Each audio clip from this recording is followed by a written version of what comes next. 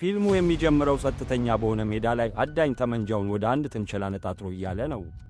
ይህ ጸጥታ በድንገት በከባድ የተኩስ ድምፅ ይቋረጣል። እናም ትዕይንቱ ወዲያውኑ ወደ አኮስ ይሸጋገራል።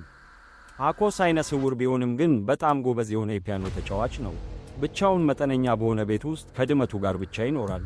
ምንም እንኳን ጓደኛም ሆነ ቤተሰብ ባይኖረውም አሁንም በሙዚቃው ውስጥ ደስታን ያገኛል። እንዲሁም ታላቅ አርቲስት የመሆን ሕልም አለው። አኮስ ከቤት በወጣ ቁጥር ቦንዱ የተባለ ልጅ አኮስ ዕውር መስሎ እየተገነዘበ ነው ብሎ በማመን የተለያዩ ቀልዶችንና ፕራንኮችን ያደርግበታል። ሆኖም አኮስ ይቀጣዋል። ቦንዱም በገንዘብ ምትክ ባጃጅ ሊያመጣለት እንደሚችል ይነግረዋል። በመቀጠልም አኮስ በባጁ ተሳፍሮ ወደ አንድ የሙዚቃ መሳሪያዎች መሸጫ ሱቅ ያመራል። እዚያም 2 የፒያኖ ተማሪዎች እንዳሉ ይነግሩታል። ነገር ግን አኮስ ከ2 ወራት በኋላ ለንደን ውስጥ ለሚካሄድ አንድ ትልቅ ውድድር ትኩረት መስጠት እንዳለበት በመግለጽ ጥያቄያቸውን ውድቅ ያደርጋል። በመቀጠልም አሁን ወደ ሪል ስቴት ንግድ ከተቀየረው ፓራሞድ ከተባለው የቀድሞና ዝነኛ ተዋናይ ጋር እንተዋወቃለን። እሱም ሲሜ ከተባለችው ሚስቱ ጋር በቅንጦት አፓርታማ ውስጥ ይኖራል። በመካከላቸው ከፍተኛ የዕድሜ ልዩነት ቢኖርም አሁንም አብረው ደስተኛና አስደሳች ሕይወት ይመራሉ። ሲሜ በኩሽና ውስጥ የፓራሞድን ተወዳጅ ምግብ እያዘጋጀች እያለ ፓራሞድ ከመጀመሪያው ጋብቻው ከተወለደችው ዶኒ ከተባለችው ልጁ ጋር እንድትነጋገር ያደርጋታል። ዶኒ እና ሲሜ ስልኩን ከመዝጋታቸው በፊት ስለ ዕለታዊ ተግባራቸው ጥቂት ቃላትን ከተለዋወጡ በኋላ የእንኳን አደረሳችሁ መልካም ምኞት ይለዋወጣሉ። በትራፊክ መብራት አጠገብ ሶፊ የተባለች አንዲት ወጣት ከአንድ መኪና አሽከርካሪ ጋር ትከራከራለች። ሐሳቧ ተከፋፍሎ ስለነበር በሞተር ብስክሌቷ በፍጥነት ስትነዳ በድንገት ከአኮስ ጋር ተጋጭታ መሬት ላይ ጥለዋለች። ሶፊ በፍጥነት ትረዳዋለች። አይነ ስውር መሆኑን ስትረዳም ከፍተኛ የጥፋተኝነት ስሜት ይሰማታል። በመሆኑም አቅራቢያ ወደሚገኝ አንድ ሬስቶራንት ትወስደዋለች። ቡና ጋብዛው በሚያወሩበት ወቅት አኮስ የፒያኖ ተጫዋች መሆኑን ትረዳለች። አስቀድማም የፒያኖ ተጫዋች እየፈለገች ስለነበር በአባቷ ሆቴል ውስጥ እንዲጫወት ፈጣን ዕድል ትሰጠዋለች። በሬስቶራንቱ ወጥ ቤት ውስጥ የነበረው የሶፊ አባት ፍራንኮ አኮስ የሚጫወተውን አስደናቂ ዜማ ሲሰማ ወደ ውጭ ይወጣል። በችሎታው በመገረምም ወዲያውኑ በሬስቶራንቱ ውስጥ ሥራ ይቀጥረዋል። በኋላም ሶፊ አኮስን ወደ ቤቱ ለማድረስ በስኩተሯ ይዛው ትሄዳለች። በመንገድ ላይ ሳሉ ስለ አይነ ስውርነቱ ትጠይቀዋለች። አኮስም የ14 ዓመት ልጅ እያለ የክሪኬት ኳስ ጭንቅላቱን መጥቶት የእይታ ነርቡን እንደጎዳው ያስረዳታል። ቤቱ ሲደርሱ አኮስ ቡና እንድትጠጣ ይጋብዛታል። እሷ ግን በትሕትና እምቢ ትላለች። በቀጣዩ ጠዋት መጥታ እንደምትወስደው ቃል ገብታላት ትሄዳለች። አኮስ ወደ ውስጥ እንደገባ የደበዘዙ ሌንሶቹን ያወልቃል። በማግስቱ ጠዋትም አይኑ ላይ የታሰረውን ጨርቅ ፈቶ ይነሳል። ይህም አይነ ስውር መስሎ እየተገነዘበ ብቻ እንደነበረ ግልጽ ያደርጋል። ብዙም ሳይቆይ ሶፊ ልትወስደው በሩ ላይ ትደርሳለች። ምንም እንኳን መጀመሪያ ላይ ሌንሶቹን ለማድረግ ቢያስብም ሐሳቡን በመቀየር ከእሷ ጋር ወደ ሬስቶራንቱ ለመሄድ ወደ ውጭ ይወጣል። በሬስቶራንቱ ውስጥ አኮስ ተመልካቹን ያስገረመ አስደናቂ የፒያኖ አፈጻጸም ያሳያል። ከተመልካቾቹ መካከል ፓራሞድ በጥብቅ ተመስጦ አኮስን ያደንቀዋል። አኮስ የፓራሞድን ድምፅ ሲያውቅ የእሱና የዘፈኖቹ ከፍተኛ አድናቂ እንደሆነ ይነግረዋል። ፓራሞድ በኩራት እየበራ ሶፊ አብረው የፎቶ ምስል እንድታነሳቸው ይጠይቃታል። በኋላ በዚያኑ ምሽት ሶፊ አኮስን ወደ ቤቱ ታደርሰዋለች። እንዲሁም ከፍተኛ ሪከርድ የሰበረ ጉርሻ በማግኘቱ እንኳን ደስ አለ ትለዋለች። ከመሰነባበታቸው በፊት አኮስ የተሻለ የሥራ ዕድል ለማግኘት ወደ ለንደን ለመሄድ ገንዘብ እያከማቸ እንደሆነ ይገልጽላታል። ቦንዱ በምስጢር እየተከታተለው መሆኑን ሳያውቅ አኮስ የዓይን መነጽሩን በብቃት አውልቆ ወደ አፓርታማው ይፈጥናል። ከዚያ ቀን ጀምሮ አኮስ በየምሽቱ በሚያቀርባቸው አስደናቂ ትርኢቶች ተመልካቹን ያዝናና ነበር። ከሶፊ ጋር ጊዜ ለማሳለፍም ቀድሞ ወደ ቤት ይመጣ ነበር። ቀኑን ሙሉ አብረው ያሳልፋሉ፣ እንዲሁም አብረው ፊልም ይመለከታሉ። ይህም ግንኙነታቸውን ያጠናክረዋል። በአንድ ወቅት አብረው ሳሉ አኮስ አንዳንድ ስዕሎች ላይ አተኩሮ ሲመለከት ሶፊ ታስተውለዋለች። እሱ ግን ወዲያውኑ ትኩረቷን ለማስቀየር ነገሩን ያቃልለዋል። አንድ ምሽት አኮስ ትርኢቱን እንዳጠናቀቀ ፓራሞድ ወደ እሱ ይመጣል። በማግስቱ በሚከበረው የጋብቻ ዓመታቸው ላይ በቀጥታ ሙዚቃ እንዲጫወትለት ለአኮስ ጥያቄ ያቀርብለታል። አልፎ ተርፎም የክፍያውን ግማሽ በቅድሚያ ይከፍለዋል። ቆየት ብሎ በቤት ውስጥ ፓራሞድ የጋብቻ ዓመታቸውን የረሳ በመምሰል ለአስቸኳይ ሥራ ከከተማ ውጭ መጓዝ እንዳለበት ለሲሜ ይነግራታል። ሲሜ በተሰማት ቅርታ ነገሩን ታስታውሰዋለች። እንዲሁም አብሯት እንዲቆይ ትማጸነዋለች። እሱ ግን ስምምነቱ በጣም አስፈላጊ እንደሆነ አጥብቆ ይነግራታል። ይህ በእንዲህ እንዳለ ሶፊ አኮስን ቤቱ ታደርሰዋለች። ነገር ግን በከባድ ዝናብ ምክንያት እዚያው ለመቆየት ትገደዳለች። ሁለቱም በዝናቡ ርሰው ነበር። እሱም አይነ ስውር መሆኑን ስለምታውቅ በፊቱ ልብሷን መቀየር ትጀምራለች። ይህም አኮስን ወደ ሌላ ክፍል እንዲሸሽ ያደርገዋል። ብዙም ሳይቆይ አብረው ተቀምጠው እየጠጡ ያወራሉ። ሶፊ የዓይን መሸፈኛ ማስኩን ታስተውላለች። አኮስም የልጅነት ልማዱ እንደሆነ በመግለጽ ወዲያውኑ ምክንያት ይፈጥራል። በመቀጠልም ሶፊ አኮስ ያለ እይታ ዓለምን እንዴት እንደሚለማመድ ለመረዳት ማስኩን ታደርገዋለች። አካሽ ሊመራት ሲያግዛት ሳይገምቱት ይቀራረባሉ። እንዲሁም በፍቅር ትዝታዎች የተሞላ አስደሳች ምሽት አብረው ያሳልፋሉ። በማግስቱ አኮስ ወደ ፓራሞድ ቤት ይደርሳል። ሲሜይም በሩን ትከፍትለታለች። ፓራሞድ ለግል ትርኢት እንደጋበዘው አኮስ ሲያስረዳት ፓራሞድ ከከተማ ውጭ መሆኑን በመግለጽ ግራ ተጋብታ ትቀራለች። ወደ ውስጥ እንዳይገባ ልትከለክለው ትሞክራለች። ነገር ግን ጎረቤታቸው ወይዘሮ ዲዘል በትኩረት እየተመለከተቻቸው መሆኑን ስታስተውል ክርክሩን አቁማ በግድ ወደ ውስጥ እንዲገባ ትፈቅድለታለች። ሲሜይ ወደ ፒያኖው መራችው። ወዲያውኑም ለፓራሞድ በደስታ ስልክ በመደወል በጥንቃቄ በተዘጋጀው አስገራሚ ስጦታ መገረሟን ትገልጽለታለች። እሱም ከከተማ ውጭ እንዳልሆነና በ10 ደቂቃ ውስጥ እንደሚመጣ ታረጋግጣለች። ስልኩን ከዘጋች በኋላ አኮስ ሙሉ በሙሉ አይነ ስውር መሆኑን በፍርሃት ታረጋግጣለች። ፒያኖውንም እንዲጫወት ትጠይቀዋለች። እየተጫወተ ሳለ አኮስ በድንገት አንድ እጅግ አስደንጋጭ ነገር ያስተውላል። ሳሎን ውስጥ የወደቀ አስከሬን ይመለከታል። ለአፍታ ትንፋሹ ይቆማል። ነገር ግን የተረጋጋና መደበኛ ለመሆን ይጥራል። ወደ ሽንት ቤት ለመሄድ ፈቃድ ይጠይቃል። እሷም በአስከሬኑ አጠገብ እያሳለፈች ትመራዋለች። በሽንት ቤቱ ውስጥ አኮስ በእጁ ጠመንጃ የያዘና የተደበቀ አንድ ሰው ያገኛል። ሰውየው አኮስ አይነ ስውር መሆኑን ስለተረዳ ምንም ሳይንቀሳቀስና ድምፅ ሳያሰማ ይቆማል። አኮስ በዝምታ ከሽንት ቤቱ ይወጣል። ወደ ፒያኖ በሚመለስበት መንገድ ላይ አስከሬኑን በግልጽ ይመለከታል። አስከሬኑ የፓራሞድ ነበር። ያለፈው ትዝታ በትክክል ምን እንደተከሰተ ያሳያል። ፓራሞድ በጭራሽ ከከተማ አልወጣም ነበር። ሲሜይን ሰርፕራይዝ ለማድረግም ወደ አፓርታማው ይገባል። ስጦታዎችንና የወይን ጠጅ ይዞ በደስታ እየጠራት ነበር። በጠረጴዛው ላይ አንድ ጠመንጃ ያስተውላል። እሱም በሚያነሳበት ቅጽበት ሲሜይ ከክፍሉ ውስጥ ትወጣለች። ያው ሰውዬም በክፍሉ ውስጥ በፍጥነት ልብሱን እየለበሰ ነበር። ወደ አሁኑ ጊዜ ሲመለስ ሲሜይና ያ ሰውዬ የተፈጠረውን ትርምስ በፍጥነት እያጸዱና የፓራሞድን አስከሬን በሻንጣ ውስጥ እያሸጉ ሳለ አኮስ ፒያኖ መጫወቱን ይቀጥላል። በመቀጠልም ሲሜይ የፓራሞድን ድምፅ የተቀረጸበትን መቅረጫ በመክፈት እሱ ወደ ቤት ተመልሶ እንደመጣና ግን እንደገና ለአስቸኳይ ስብሰባ እንደወጣ ለማስመሰል ትሞክራለች። ያንን ሰው ከፓራሞድ አስከሬን ጋር ከሸኘችው በኋላ ሲሜይ ፓራሞድ እንደሚረፍድ በመግለጽ አኮስ እንዲሄድ ትነግረዋለች። በኋላም አኮስ በአንድ የሻይ መሸጫ ቦታ ተቀምጦ ሳለ አንድ የምታውቀው ሴት ወደ እሱ ትመጣለች። በእጇ ላይ የፈጣሪ ንቅሳት አላት። ባጃጅ እንድታገኝም እርዳታ ትጠይቀዋለች።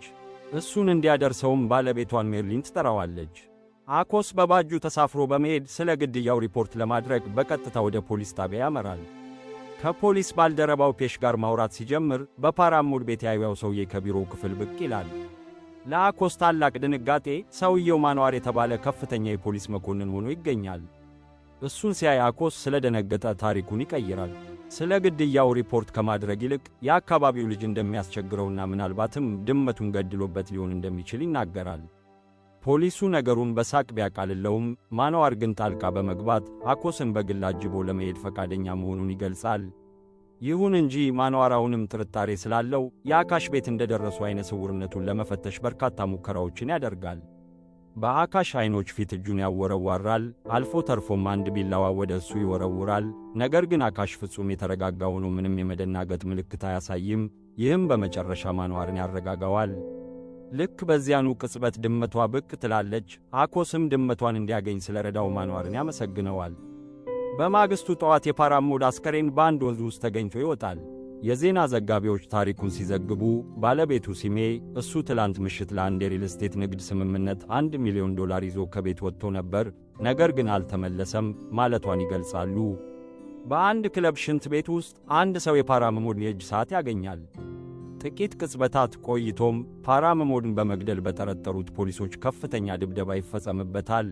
ቆየት ብሎ ማንዋር ሰዓቱን ለሲሜይና ለፓራሞድ ልጅ ዶን ያሳያቸዋል። ወዲያውኑ ሰዓቱን ይረዱታል። በዚያው ቅጽበትም አንድ ፖሊስ አኮስን ለጥያቄ ወደ ውስጥ ያስገባዋል። ዶኒ ለመጨረሻ ጊዜ በተገናኙበት ዕለት ስለ አባቷ ሁኔታ ትጠይቀዋለች።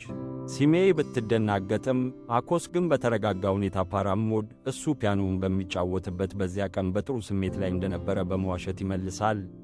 ማንዋርን በመፍራት ምንም ሳይናገር ይቀራል። በዚህም ምክንያት በዚሁ ጥንቅጥ ውስጥ ይዘፈቃል። አንድ ፖሊስ የአካሽን ቃል ያነብለታል። እሱም ያለምንም ማመንታት ይፈርማል። በማግስቱ የፓራሙድ ቀብር ይፈጸማል። ወይዘሮ ዲዛም ለፓሬስ እንደነገረችው በጋብቻ ዓመታቸው ዕለት አንድ ሰው ወደ ፓራሙድ ቤት መጥቶ እንደነበርና ሲሜን በደስታ ወደ ውስጥ እንዳስገባችው ይገልጻል። ያ ሰው ወደ ውስጥ ከገባ በኋላ ፓራሙድ ቸኮሌትና አበባ ይዞ ወደ ቤት ተመልሶ ነበር። አካሽ የመጣው ጥቂት ቆይቶ እንደሆነና ከዚያ በኋላ ፓራሙድ በጭራሽ ከቤት እንዳልወጣ ትጨምራለች። የሰውየውን መልክ እንድትገልጽ ስትጠየቅ ፖሊስ ይመስል እንደነበር ትናገራለች። ነገር ግን ፓሬስ ነገሩን በቁም ነገር አይመለከተውም። ይህ በእንዲህ እንዳለ ዶኒ ከአኮስ ጋር ትገናኛለች። ፒያኖ እንድታስተምራትም ትጠይቀዋለች። አኮስም በደስታ ይስማማል። ቆየት ብሎ ፔሽ ስለዚያ ሰው ሲሜን ቀለል ባለ መንገድ ይጠይቃታል። ሲሜይም ወይዘሮ ዲዛ የአእምሮ ሕመምተኛ ናት፣ ምናልባትም ስለ ባለፈው ሳምንት ክስተቶች እየተናገረች ሊሆን ይችላል በማለት ነገሩን ታጣጥለዋለች። በቀጣዩ ትዕይንት ፔሽ ማንዋርንና ባለቤቱን ሪካን ለመጠየቅ ይሄዳል። ስለ ጉዳዩ ሲወያዩ ሪካ ጥርጣሬው በሲሜ ላይ ማረፍ እንዳለበት ትጠቁማለች። እሷ እጅግ በጣም በዕድሜ የሚበልጣትን ሰው ያገባችው በምክንያት እንደሆነና ምናልባትም ሌላ የፍቅር ግንኙነት ሊኖራት እንደሚችል ትናገራለች። ይህንን የሰማው ማንዋር ይደነግጣል። እንዲሁም ያለማቋረጥ ማስነጠስ ይጀምራል። ሪካም ውሃ በመስጠት ታረጋጋዋለች። ፔሽ በሪካ ሐሳብ ይስማማል። እንዲሁም ስለ ወይዘሮ ዲዛ ምስክርነት ለማንዋር ይነግረዋል። ሰውየውን እንደገና ካየችው ልትለየው እንደምትችልም ይገልጽለታል። ሪካም ማንዋር ወይዘሮ ዲዛን ሄዶ እንዲጠይቃትና የተጠርጣሪውን ስዕል እንዲያዘጋጅ ትመክረዋለች። ይህ ከፍተኛ ትኩረት ያገኘ መዝገብ ከተፈታ አልፎ ተርፎም የእድገት ማዕረግ ሊያስገኝለት እንደሚችል ታስታውሰዋለች። በማግስቱ ሲሜ ዶኒን የራስ ምታት መድኃኒት እንድታመጣላት ትጠይቃታለች። ዶኒ እንደወጣች ሲሜ የወይዘሮ ዲዛ አፓርታማ በር ደወል በመምታት መድኃኒት ትጠይቃለች። ወይዘሮ ዲዛ በትሕትና ወደ ውስጥ እንድትገባ ከጋበዘቻት በኋላ ወደ ክፍሏ ታመራለች። በዚሁ ቅጽበት አኮስ በባጃጅ ደርሶ ወደ ሊፍቱ ይገባል። ወይዘሮ ዲዛ ወደ ውጭ ስትወጣ ሲሜ ራሷን የሳተች በመምሰል በረንዳው ላይ ወደ ታች ትገፋታለች። አካሽ አሁንም እንደገና ይህንን ትዕይንት በዓይኑ ይመለከታል። ነገር ግን አይነ ስውር መስሎ መተወኑን ይቀጥላል። ከተወሰነ ጊዜ በኋላ ከታች የሰዎች ስብስብ ይፈጠራል። ብዙም ሳይቆይ አምቡላንስና ፖሊስ ይደርሳሉ። ፈጣን ምርመራ ካደረጉ በኋላ ወይዘሮ ዲዛ ተንሸራትታ ከበረንዳው ላይ እንደወደቀች በመደምደም ነገሩን እንደ ድንገተኛ አደጋ እንጂ እንደ ግድያ አይቆጥሩትም። አኮስ በከፍተኛ ድንጋጤ ወደ ቤቱ ይፈጥናል። በፍጥነት መራመዱም የቦንዱን ትኩረት ይስባል። አኮስ ወደ ውስጥ እንደገባ በጭንቀት ለሶፊ ስልክ በመደወል በጣም አስፈላጊ ነገር ሊነግራት ስለሚፈልግ በፍጥነት እንድትመጣ ይጠይቃታል። ከታች በኩል ቦንዱ ስልኩን ከአንድ እንጨት ጋር በማያያዝ ወደ አካሽ መስኮት ከፍ ያደርገዋል። እሱም ሁሉንም ነገሮች በተለምዶና በተቀላጠፈ መንገድ ሲያከናውን በምስጢር በቪዲዮ ይቀዳዋል። ከጥቂት ጊዜ በኋላ የበር ደወል ይጮኻል። ለአኮስ ታላቅ ድንጋጤ ግን በሩ ላይ የመጣችው ሲሜ ነበረች። አኮስ ወደ ውስጥ እንድትገባ ይፈቅድላታል። እሷም ለፓራሙድ እንደ ጸለየች ትነግረዋለች። እንዲሁም ዶኒ ከሐዘኗ እንድታገግም ስለ ረዳት እያመሰገነችው የባህል ጣፋጭ ምግብ ትሰጠዋለች። አኮስ ቡና ሊያዘጋጅላት ወደ ሌላ ክፍል ይገባል። በኩሽና ውስጥ አኮስ ቡናውን እያዘጋጀ ሳለ ሲሜ ጭንብል አድርጋ በዝምታ ከበስተጀርባው ትቀመጣለች። በፍርሃት ልታጋልጠው ብትሞክርም እሱ ግን ተረጋግቶ አይነ ስውር መስሎ መተወኑን ይቀጥላል። ከጥቂት ቅጽበታት በኋላ ቡናውን ለሲሜ ያቀርብላታል። እሷ ግን በቡናው ውስጥ መርዝ ትቀላቅላለች። አኮስ ስታደርግ ስለተመለከታት ሆን ብሎ ሲኒውን መሬት ላይ ጥሎ ይሰብረዋል። ወዲያውኑ ሲሜ ሽጉጥ በመምዘዝ ከዚያ በላይ ልታታልላት እንደማይችል በመግለጽ ድራማውን እንዲያቆም ታዘዋለች። አኮስም የዓይን መነጽሩን አውልቆ እውነቱን ያምናል። ሲሜ በሳቅ እየፈነዳች ለምን አይነ ስውር መስሎ እንደሚተውን እንድታውቅ ትጠይቀዋለች። አኮስም ያለ እይታ ፒያኖ መጫወት ይበልጥ ብቃት እንደሚያሰጠውና ሰዎችም የሐዘኔታ ስሜት እንደሚያሳዩት ያብራራላታል። ነገሩን በምስጢር ለመያዝና በቅርቡም ወደ ለንደን ለመሄድ ቃል ይገባላታል።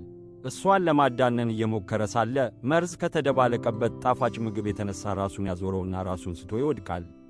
ወደ አካሽ ቤት እየሄደች የነበረችው ሶፊ በቦንዱ ትመጣለች። እሱም የአካሽ የቪዲዮ ምስል ያሳያታል። በእውነቱ ተደናግጣ በመሮጥ በሩን ስታንኳኳ ሲሜይን በጭንቀት ሁኔታ ውስጥ ታገኛታለች። ሲሜይ ወደ ውስጥ እንድትገባ ትፈቅድላታለች። እዚያም አኮስ ልብሱን ሳይለብስ ተኝቶ ትመለከተዋለች። ሶፊ በሲሜይ የተንኮል ወጥመድ ውስጥ በመውደቅ በከፍተኛ ቁጣ ትገነፍላለች። ሲሜይም ከፓራሙድ ሞት በኋላ ብቻዬን ቀረው፣ እኛም ተቀራረብን በማለት እንደገና ትዋሻለች። ክህደት እንደተፈጸመባት የተሰማት ሶፊ ሁለቱንም እየሰደበች በንዴት ጥላቸው ትወጣለች። ከሰዓታት በኋላ አኮስ በከፍተኛ ድካም ይነቃል። ነገር ግን ለቤቱ ታላቅ ድንጋጤ፣ ፊቱን ከታጠበ በኋላም እንኳ ምንም ነገር ማየት አይችልም። ሲሜይም እውነተኛ ዕውር እንዳደረገችው በጭካኔ ትነግረዋለች። በንዴት በመቅበጥበጥ ግድያውን እንደሚያጋልጥባት በማስፈራራት ሊያቃትት ይሞክራል። ነገር ግን ሲሜይ አስቀድሞ ለፖሊስ ቃሉን ስለሰጠና ሁሉም ሰው እንደ ዕውር ስለሚያውቀው ማንም እንደማያምነው ትገልጽለታለች። በከፍተኛ ብስጭትና እንባ ውስጥ ጥላው ትሄዳለች። አቅም ያጣው አኮስ ለሶፊ ስልክ ይደውላል። እሷ ግን ዳግመኛ እንዳይደውልላት ታስጠነቅቀዋለች። የተፈጠረውን አለመግባባት ሊያብራራላት ቢሞክርም እሷ ግን ስልኩን ድንገት ትዘጋባታለች። ልቡ የተሰበረውና ተስፋ የቆረጠው አኮስ በከባድ እንባ ውስጥ ይዘፈቃል። ይህ በእንዲህ እንዳለ ሲሜይ ማንዋርን አግኝታ አኮስን ለዘላለም እንዳሳወረችው ትነግረዋለች። ማንዋር ግን ማሳወር መፍትሔ እንዳልሆነና አኮስ አሁንም ለሚዲያ ሊያጋልጣቸው እንደሚችል በመግለጽ ይከራከራታል። ሲሜይ ሌላ ግድያ መፈጸም እንደማትፈልግ በቁጣ ስትገልጽ ማንዋር ሁኔታውን ራሱ ለመያዝ ይስማማል። ቆየት ብሎ በአካሽ ቤት ማንዋር ጉዳዩን ለአንዴና ለመጨረሻ ጊዜ ለማጠናቀቅ ጥቃት ይሰነዝርበታል። አካሽን በጨርቅ ሊያንቀው ቢሞክርም አኮስ ግን በብርቱ ይከላከላል። እንዲሁም ከበረንዳው ላይ ዘሎ ከማምለጡ በፊት የማንዋርን ጭንቅላት በፒስታን ይመታዋል።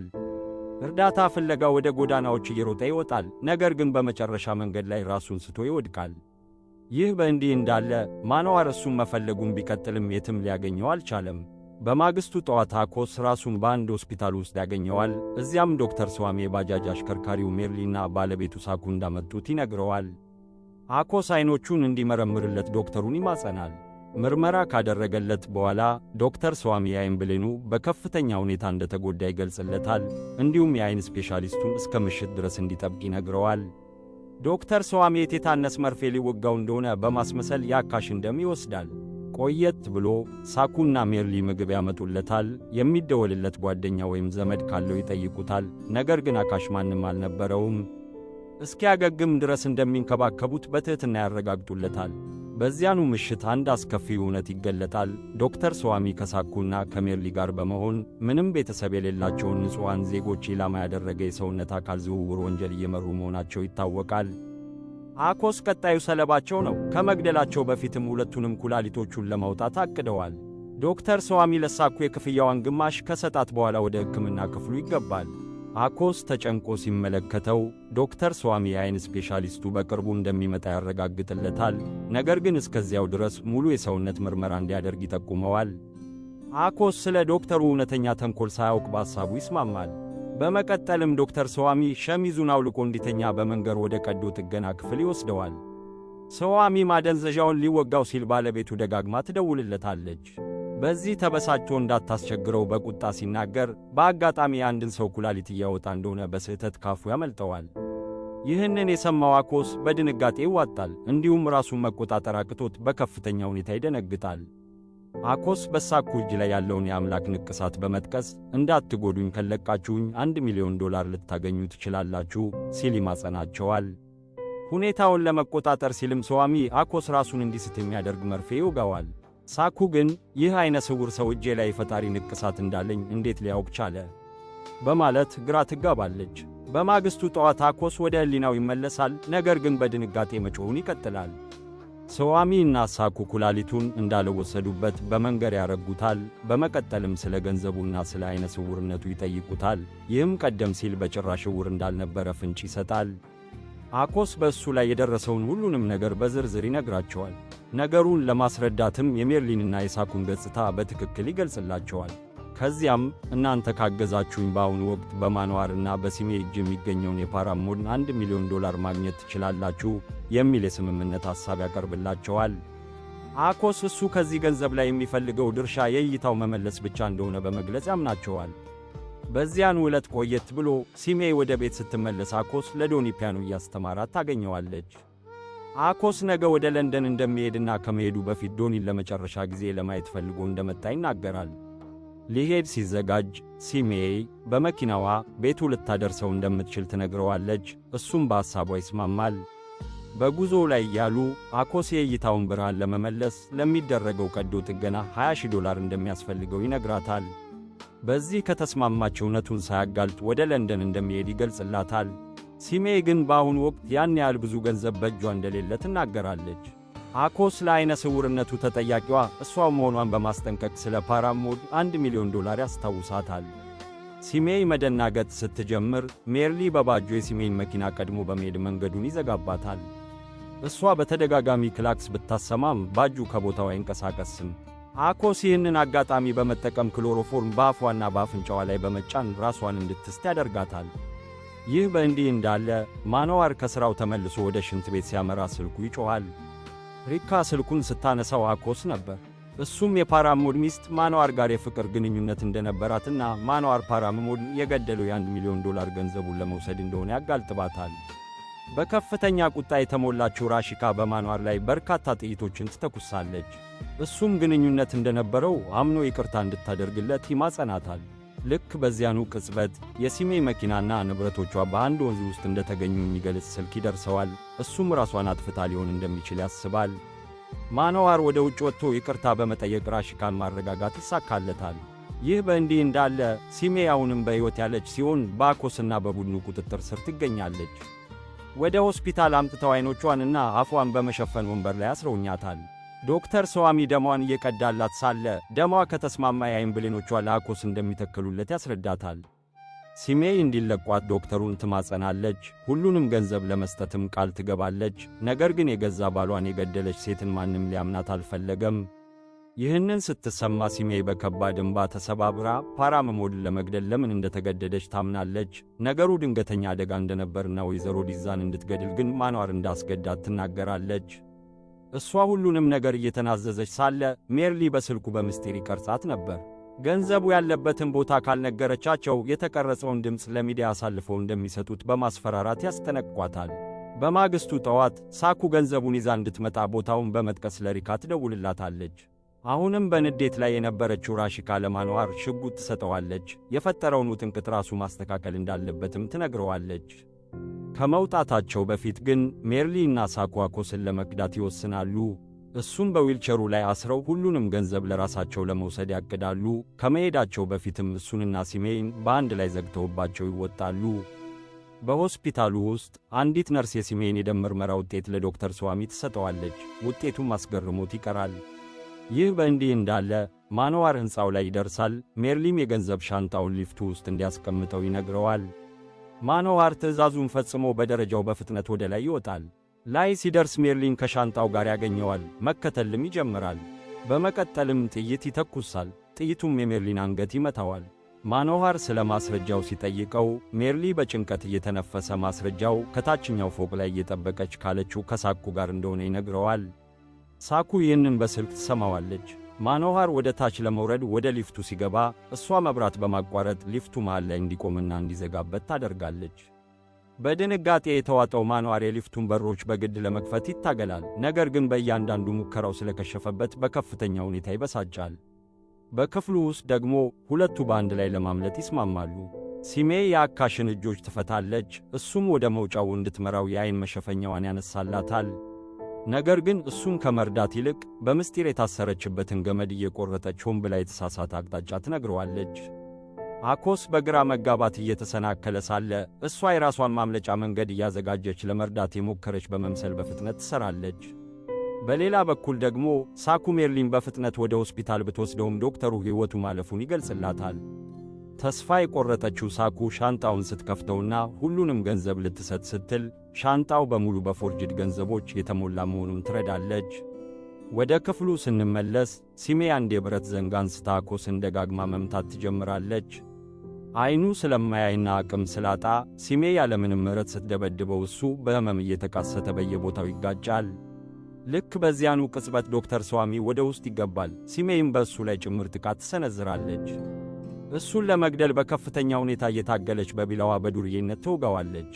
አኮስ በጊዜ ጣልቃ በመግባት ይይዛታል። ሰዋሚ ክሎሮፎርም የተቀባውን ጨርቅ በአፏ ላይ እስኪጭንባትና በመጨረሻም ራሷን እስክታስ ድረስ አኮስ አጥብቆ ሊይዛት ይሳካለታል። በቀጣዩ ትዕይንት ሰዋሚና አኮስ ሲሜይን በመኪናው የኋላ ዕቃ ማስቀመጫ ውስጥ ዘግተውባት መኪናውን እየነዱ ይሄዳሉ። በመንገድ ላይ ሳሉ አኮስ የማወቅ ጉጉት አድሮበት ወዴት እየሄዱ እንደሆነ ይጠይቃል። ሰዋሚም በአውሮፕላን ማረፊያ ውስጥ አንድ የግል ጄት እየጠበቃቸው እንደሆነ ይገልጽለታል። እሱም አንድ የዱባይ ሼክ ለልጁ የጉበት ንቅለ ተከላ ለማድረግ $1 ሚሊዮን ለመክፈል ዝግጁ መሆኑን ያስረዳል። የልጅቷ የደም አይነት በአይነቱ በጣም አልፎ አልፎ የሚገኝ ሲሆን የሲሜ ደም ደግሞ ፍጹም ተስማሚ ሆኖ ተገኝቷል። አክሎም የአይን ብሌኗ ከተስማማ አኮስ ንቅለ ተከላውን አግኝቶ በመጨረሻ ምቹ ሕይወት መኖር እንደሚችል ይነግረዋል። አኮስ ይህ ማለት ግን የሲሜ ሞት ማለት እንደሆነ ያስታውሰዋል። ሰዋሚ ግን ከተረጋጋ መንፈስ ጋር የዊልያም ጄምስን ጥቅስ በመጥቀስ ሕይወት ምንድን ናት? ሁሉም ነገር በጉበት ላይ የተመሠረተ ነው ሲል ይመልሳል። ከዚህ በኋላ ታሪኩ በ2 ዓመታት ወደፊት ይሻገራል። ሶፊ ለንደን ውስጥ ከፍቅረኛዋ ጋር በደስታ ሕይወቷን እየመራች ትገኛለች። አንድ ቀን ምሽት በአንድ መጠጥ ቤት አጠገብ ስታልፍ የአካሽን ፎቶግራፍ በውጭ በኩል ትመለከታለች። በመገረምም በፍጥነት ወደ ውስጥ ስትገባ ፒያኖ ሲጫወት ታገኘዋለች። ትርኢቱን እንዳጠናቀቀ ወደ እሱ ትቀርባለች። እጃቸውን በተጨባበጡበት ቅጽበት አኮስ የአካሏን መነካካት ወዲያውኑ ይለየዋል።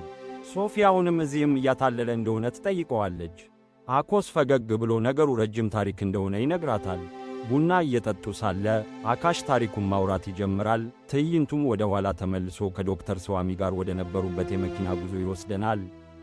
አኮስ ሲሜ እንድትሞት መፍቀዱ ያግማማዋል። እንዲሁም የሲሜ የእምነት ቃል ስላላቸው ፖሊስ ለማንኛውም እንደሚያስራት ይገልጽለታል።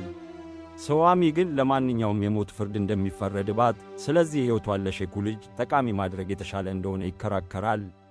ከጥቂት ጊዜ በኋላ ሰዋሚ መኪናውን አቁሞ አንድ መርፌ ያወጣል። አኮስንም በአቅራቢያው በሚገኝ የአውቶቡስ ማቆሚያ እንደሚያወርደው ቃል ይገባለታል። እሷን ለመውጋት የኋላ ዕቃ ማስቀመጫውን ሲከፍት ሲሜ በድንገት ትመታዋለች። ከዚያም በዝምታ ወደ አሽከርካሪው ወንበር ተንሸራትታ በመግባት አንዲትም ቃል ሳትናገር መኪናውን በፍጥነት ነድታ ትሄዳለች። መኪናውን እየነዳ ያለው ሰዋሚ እንደሆነ ያሰበው አኮስ ሲሜን መተው እንደሚሻል እንደገና ሐሳብ ያቀርባል። ድምፁን የሰማችው ሲሜ መኪናውን ታቆማለች። አኮስም ወደ መንገዱ ይወርዳል። እሷ መኪናዋን ነድታ ትሄዳለች። ነገር ግን በድንገት ሐሳቧን በመቀየር እሱም በመኪና ለመግጨት ወደ ኋላ ትዞራለች። ልክ በዚያኑ ቅጽበት ከአዳኝ ጥይት እየሸሸች የነበረችው ጥንቸል መንገዱን አቋርጣ በመዝለል በመኪናዋ ፊት ለፊት ታርፋለች። በዚህ ድንገተኛ ግጭት ምክንያት ሲሜ መኪናውን መቆጣጠር አቅቷት መኪናው ይገላበጣል። መኪናው ወዲያውኑ በእሳት ይያያዛል። ሲሜም እዚያው ቅጽበት ትሞታለች። ታሪኩ ወደ አሁኑ ጊዜ ይመለሳል። አኮስ ከደቂቃው አደጋ በኋላ አንድ አውቶቡስ አልፎ እንደነበርና እሱም ተሳፍሮ ወደ ሙምባይ እንደሄደ ለሶፊ ይነግራታል። በአንድ ጓደኛው እርዳታም በመጨረሻ ለንደን መድረስና የሥራ ሕይወቱን እንደገና መገንባት እንደቻለ ያስረዳታል። ለመሄድ ሲዘጋጅ ሶፊ ሲሜ 2 ሰዎችን የገደለች በመሆኗ የዶክተሩን ምክር ሰምቶ ዓይኖቿን መውሰድ እንደነበረበት ትናገራለች። አኮስ ግን ምንም ሳይናገር በዝምታ ጥሏት ይሄዳል። በመጨረሻው ትዕይንት አኮስ ጸጥተኛ በሆነ መንገድ ላይ እየተራመደ ሳለ አንድ የቆርቆሮ ጣሳ ተንከባሎ መንገዱ ላይ ያርፋል። እሱም በምርኩዝ ዱላው ጣሳውን ወደ ጎን ፈንጠር ያደርገዋል። ይህም ተመልካቹ እውነት ዕውር ነበር ወይስ ከመጀመሪያው ጀምሮ ሁላችንንም እያታለን ነበር በሚል ጥርጣሬና ጥያቄ ውስጥ እንዲወድቅ ያደርገዋል። ይሁን እንጂ ታሪኩ ምስጢሩ እንዳማረበትና ሁላችንንም እንቆቅልሽ ውስጥ እንደከተተ በዚህ ያበቃል። መልካም። አኮስ እንዴት ሊያይ እንደቻለ ወይም በትክክል ምን ተከስቶ ሊሆን እንደሚችል በኮሜንት ላይ እንድትወስኑ ለእናንተ እተዋለሁ። ቪዲዮውን ከወደዳችሁት ሰብስክራይብ ማድረግና የደወል ምልክቱን ማብራት እንዳትረሱ። በተጨማሪም የህንድ ፊልሞችን የሚወዱ ከሆነ ምርጥ ማብራሪያዎችን ስለምናቀርብ ይጠብቁን። በቀጣይ እንድንተነትንላችሁ የምትፈልጉትን ተወዳጅ የህንድ ፊልም ኮሜንት ላይ አስቀምጡልን።